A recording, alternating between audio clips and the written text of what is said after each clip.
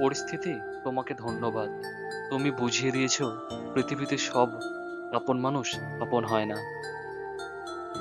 পাতা ঝরার আগেই পাতার রং বদলে যায়, আর মানুষ বদলানোর আগেই তার কথা বলার ধরন বদলে যায়।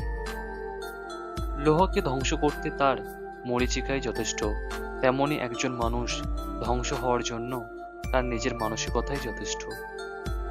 মানুষ আগামীকাল বাঁচবে কিনা সে চিন্তা নেই, কিন্তু কাল কাকে কিভাবে ঠকানো যায় সে চিন্তা ঠিকই আছে।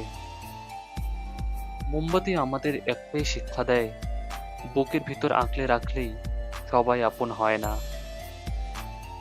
ধৈর্য ধারণ করো, সহজ হওয়ার আগেই সবকিছুই কঠিন মনে হয়। সময় খুবই চালাক, যৌবনের লোভ দেখিয়ে শৈশব কেড়ে নেয়, আর অর্থের লোভ দেখিয়ে যৌবন কেড়ে নেয়, অবশেষে মৃত্যু সব কেড়ে নেয়। একটি মিথ্যা হাজারো বিশ্বাসের অবসান ঘটাতে পারে। কিসের এত অহংকার?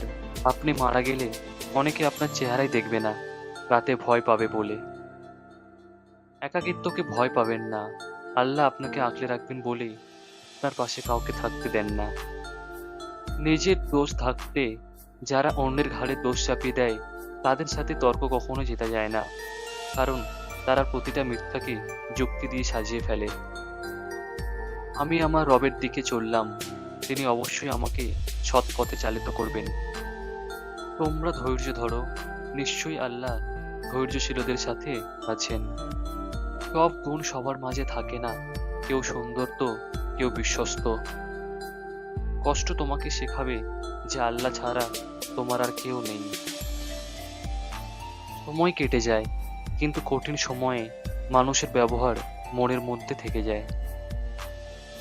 নিজেকে করেছি বারণ, হব না আর কারোর বিরক্তির কারণ।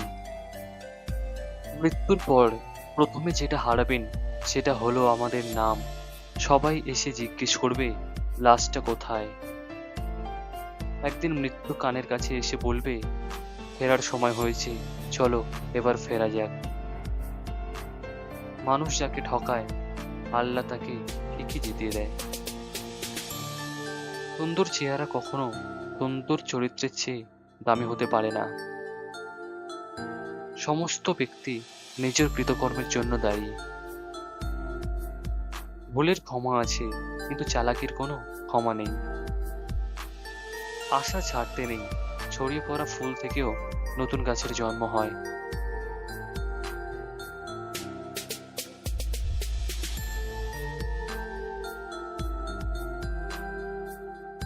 অসংখ্য ধন্যবাদ ভিডিওটি পুরো দেখার জন্য।